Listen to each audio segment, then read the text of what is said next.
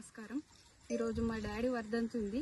మళ్ళీ వచ్చే వర్ధంతి వరకు మా డాడీ స్తూపం నిర్మించాలని మనస్ఫూర్తిగా కోరుకుంటున్నా. మా డాడీ ప్రజల గురించే బతికిండు, ప్రజల గురించే చనిపోయిండు.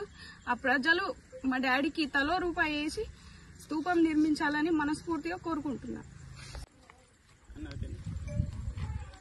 ఈరోజు మిరుదొడ్డి మండలం మల్లుపల్లి గ్రామంలో కామ్రేడ్ సంజీవన్న 19వ వర్ధంతిని పురస్కరించుకొని మేము బంధుమిత్రులుగా కుటుంబ సభ్యులుగా వచ్చి ఆయనకు ఘన నివాళులు అర్పించి అలాగే 1 సంవత్సర కాలంలో ఆయనకు ఒక స్తూపాన్ని నిర్మించాలని మేము బంధుమిత్రుల కమిటీ ద్వారా మేము అనుకుంటా ఉన్నాం.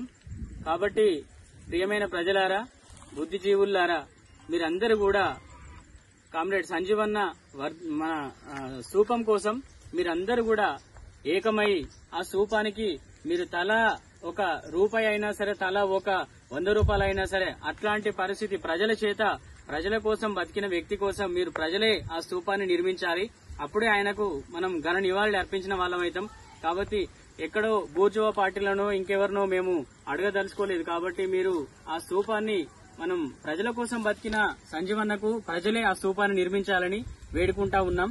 కాబట్టి మీరందరూ కూడా ఐక్యంగా ఉండి ఆ స్తూప నిర్మాణం వరకు మనం అందరం కూడా ఐక్యంగా ఉండి ఆ స్తూప నిర్మించాలని కోరుతా ఉన్నాం.